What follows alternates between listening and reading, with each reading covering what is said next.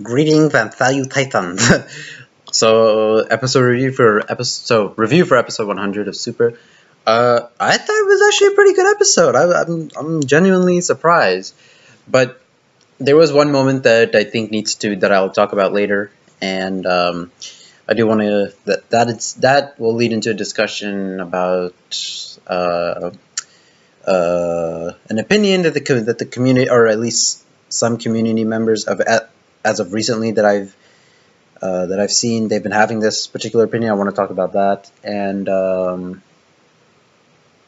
yeah, I guess we can just start with that. So the episode was basically like Kale like going like fucking. Basically, she goes like Broly level and or she goes Super Saiyan Green and basically like starts fucking people up. That's basically the gist of the episode. Oh, and there's some Goku versus Caulifla in there too, right? But yeah, this is episode 100. So again, I mean, I still think Super is a mistake, but this episode I thought was pretty good. So yeah, I mean, Goku fights Caulifla, and they're like Super Saiyan 2s and shit. And yeah, I mean, I think that's dope as fuck. The thing is, like, I still think like not I still think I know that the whole back tingly thing is that's still like all bullshit. Like I said it before, but imagine like watching Goku transform into a Super Saiyan against Frieza, right? With Masako Nozawa and Ryusu Nakao and the Kikuchi score playing and everything, right? That fucking epic ass scene, and then being told that they're like, yeah, it's just back tingles, right? Yeah, that's fucking stupid. So yeah, I mean that was a little distracting, but it wasn't like it was just like a small little like quip of dialogue. It was just like like a 1 second line of dialogue. There wasn't really like a whole lot of focus on it. What kind of like pissed me off a little more was that Goku was like, yeah, something like that, and it's bullshit. The good thing is though that like I said before, I'm pretty sure like the whole back tingle thing isn't going to be in the manga. So yeah, there is one problem that I had though that was happening before she fought Goku. Again, this is just like another minor complaint. It's that Caulifla, and I guess you can take it a little more seriously, but it's Caulifla as a Super Saiyan. When she beat that pig Doskoi guy, the pig sumo guy, I think his name. Like I know, like sumo guys, like the sumo people, they say like Doskoi. I don't know if there's any female sumo wrestlers, but I know like sumo, like a phrase that they say is like Doskoi. So I think the guy's name is Doskoi based off of that. But it's like when she beats him, she actually breaks through the arena, which I think like definitely conflicts with what happens in the Buu arc, because if you guys don't remember, the arena is made of a material that is harder than Kachin. And Gohan, I mean, granted it was in his base form, but he broke the sword, remember? Like when Goku threw the Kachin cube. So I think that's still like a little like iffy over there. But I thought the fight in itself was pretty good. I even thought the fight with Kale was pretty good too. Some things that kind of like pissed me off, or though that kind of irked me though, was that the Yardrat was taken care of easily. I forget what universe he's from. I think if I'm not mistaken, he's not from Universe 6. So again, like the thing is, I'm okay with with Saiyans or like other races from Universe 7 being from other universes, but then we have to go back to the whole mirror concept thing, right? Like 6 and 7 are like they're like twin. They're like two sides of the same coin. 4 and 9 are like that. You know, like 11 and 2 are like that. 1 and 12 are like that. All the ones that add up to 13, they're like mirrors and counterparts and like twin universes, right? So you would imagine that like only they would have like their specific species, but if like but like with that being said, I would be okay if like say like a Saiyan from Universe 7 before Planet Vegeta was like destroyed or something went to universe like migrated to Universe 1, and thus like he's part of the Universe 1 team or something, like something like that, right? So like if something like that happened, I'd expect like it should be like the show should tell us that, right? Or at least they should tell us like, no, humans aren't just like exclusive to 6 and 7. They're in all 12 universes, right? Because then you have to wonder like how this twin and mirror concept works. Anyway, that's like a whole nother discussion. But the Yardrat, I guess, from what I remember, isn't from Universe 6.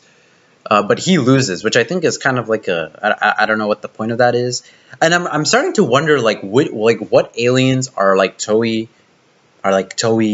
filler made aliens and or like contestants, and which ones are like going to only be in the manga and which ones are like in both. So I would imagine like Jiren is like he's from both, and probably, and yeah, Caulifla is like from both, right?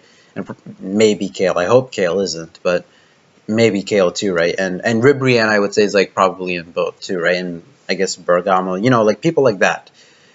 But I think it's important that they tell us like who's from which universe, and they make the distinction of like they're originally from this universe and they migrated here, like things like that. But yeah, anyway, that's like I went off on a tangent there. But yeah, I'm the Yardrat was taken care of pretty easily. Then that kind of like irks me a little. What I did like though was Caulifla calling Goku Osan, like which means old man, because again, like one of my big complaints with Super is making Goku like way too much like a kid and like way too childlike. So the fact that we're reminded that this dude is like an old man and that he actually has some sort of like mature dialogue in the episode, I think is like pretty that gives me life. Like this is my favorite character, right? So of course I want to see him be treated with like respect. So like I like that and I not only the fact that Caulifla called Goku Osan, just the way that she talked in general. She's like a delinquent, and I don't know. She's like one of the best parts of like this arc for sure. Like one of the best parts of Super for sure. Like even though Super like fucking sucks in general, like Caulifla is like one of the best things about it. So yeah, and then Kale goes like Super Saiyan Green, and like I said, a Super Saiyan having green hair without explanation is still fucking retarded. It's so stupid. Another thing that kind of like pissed me off was like all the callbacks to Broly. And I get you, like you probably have to do that because the similarities are like that glaring. But what really kind of like irked me also was Vegeta calling her green-haired form like the true Saiyan form, and that just like the whole thing about the legendary Super Saiyan being like this exclusive form rather than like so like legendary and like the legendary Super Saiyan title, right? Like so Broly's green form is called Legendary Super Saiyan.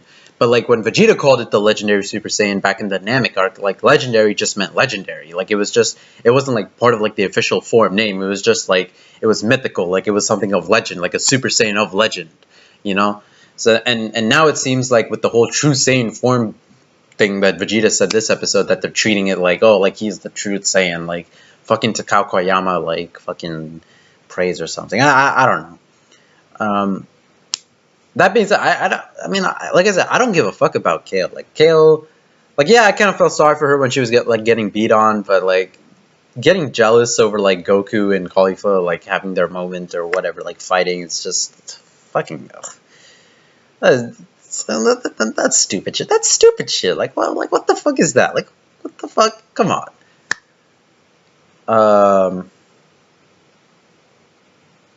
But yeah, I mean, like it is what it is. So they fight, and then sorry, not Caulifla. Kale keeps saying Son Goku, and it's really like annoying to hear that all the time because if you guys remember about what I said about movie 10 and movie 11, Dragon Ball Z movie 10 and movie 11, which is Broly the Second Coming in dub and Baya Broly in dub.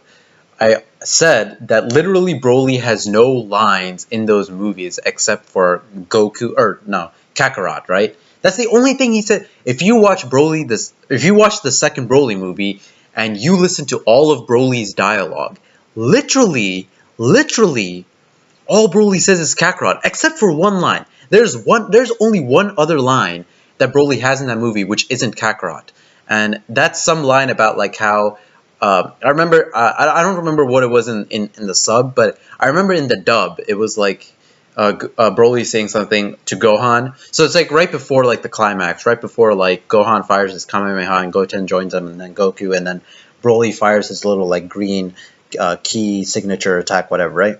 Right before he fires that, before he lands like on the cliff or the protruding like rock formation, and he fires it. He says something like. Not until you lie like dead at my feet or something like that. It was those words were in his line, But that line that he says is the only other line that's not Kakarot in that movie. And I don't think he even talks in movie 11. Maybe he has like 2 lines of like saying Kakarot other than like having like fucking like battle screams and grunts or whatever, right? But the fact that Kale basically only says Son Goku in this episode is just like fucking maddening, like to hear that shit again, because now it's just like this is fucking Broly, and again, like the episode in itself I thought was good, but just to be reminded that Broly in some form is now canon, or in some capacity is canon in some capacity, is just like the fuck. What the fuck is that? Another thing that irked me was that the Dino Pride Trooper of Vaun, or whatever his name is, like got tagged out. Agumon, as like people are calling him. I think that's funny. Yeah, he got out too, and he had some video game attack like Justice Whip.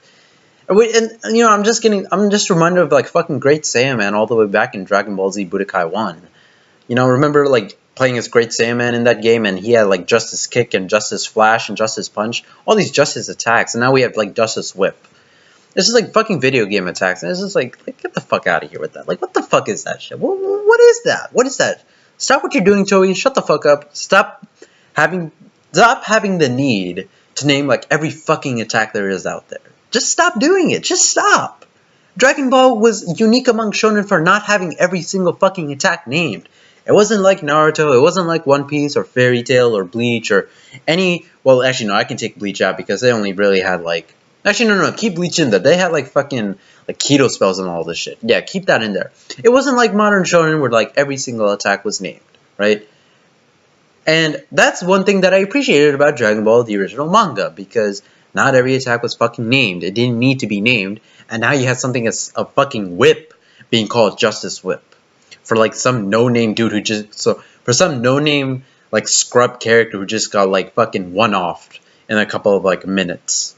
They didn't even show him getting... They off-screened his loss. They off-screened his loss. A Pride Trooper. It's like, what, like what's that supposed to fucking tell you, you know?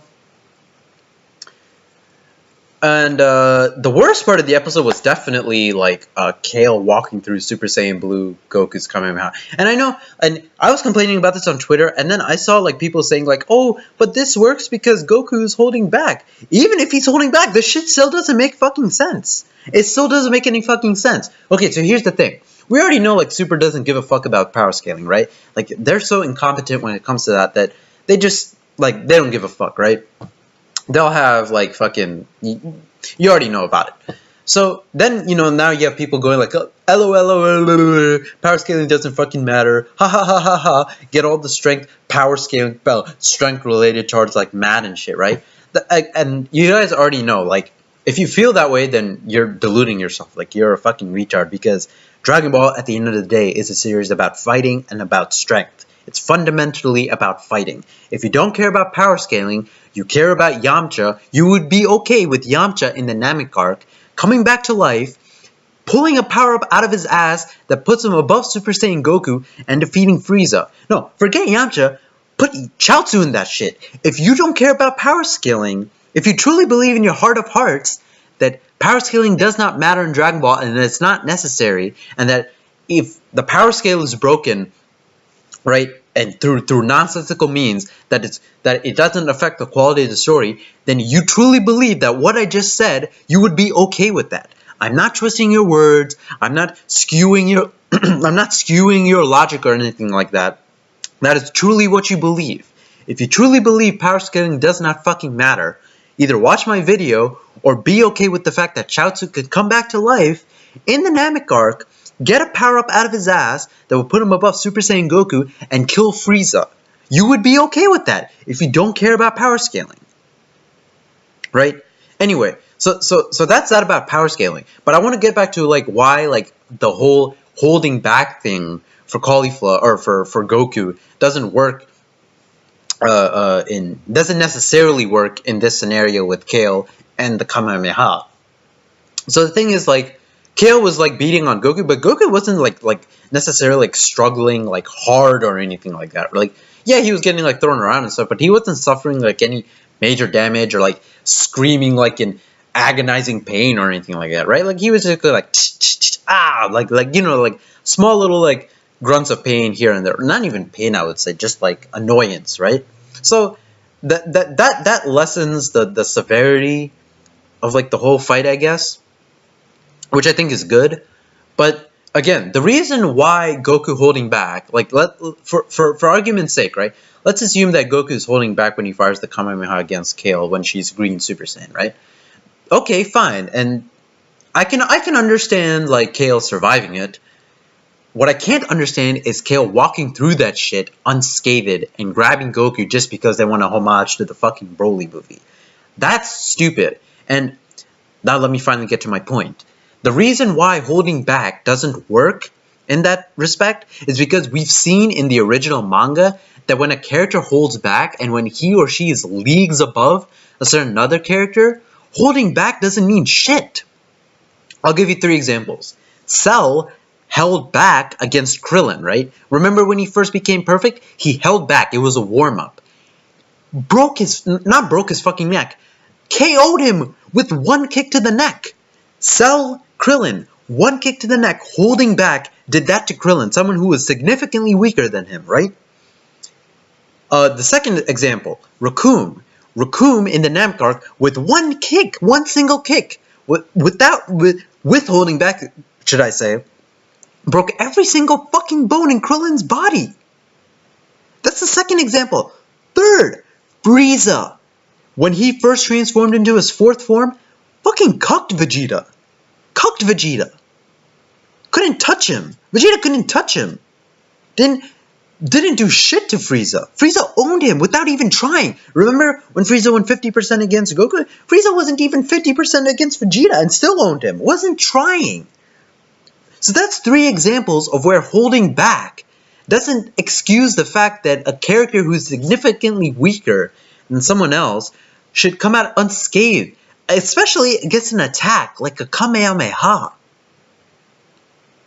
And again, whether Goku was or was not holding back isn't the point. The fact that Kale survived that attack unscathed suggests the fact that Kale, as a Green Super Saiyan, is in the league of Super Saiyan Blue. Not saying that she is stronger than Super Saiyan Blue Goku. Not saying that she's the same level as Super Saiyan Blue Goku, or not even necessarily saying that she's even weaker than Super Saiyan Blue Goku. I don't know which one of the 3 that she is. Probably weaker if I had to guess. But the fact that she survived that attack unscathed suggests at the very least that he is in his league. She can be weaker, at the same level or stronger, but she's in his league. She's in his league because of that fucking moment. And that is a fucking crime and should not happen. Whether Goku's holding back or not. So, again, like holding back. Whether someone is a Super Saiyan Blue and holding back doesn't fucking matter. If you are significantly weaker than a Super Saiyan Blue, you're gonna get owned. You should get owned.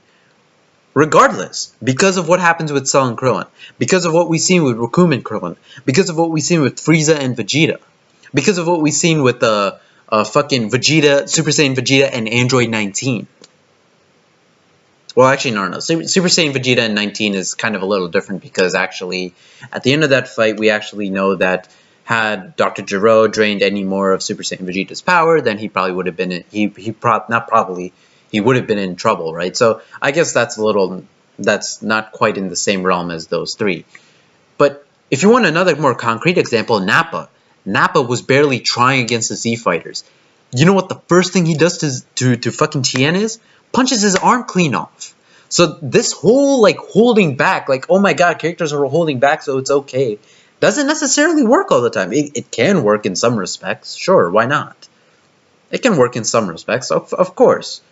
But, again, Super Saiyan Green Kale surviving Super Saiyan Blue Goku's Kamehameha, even if he's not holding back, is going to be bullshit no matter like how you try to slice it.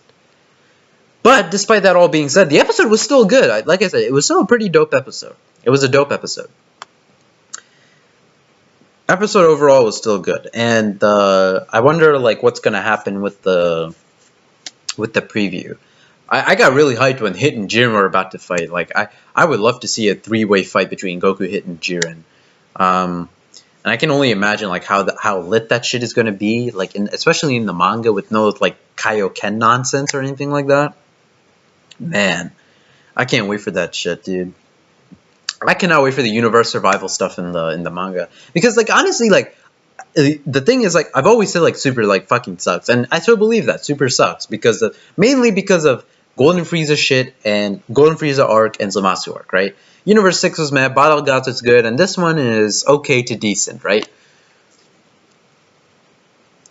But I have to believe that this is going to be so much more fucking better in the manga. Because I just think, like, Toyotarou, and I don't necessarily have proof for this, but I just think he's better when it comes to fucking tournaments because of the Universe 6 arc, right?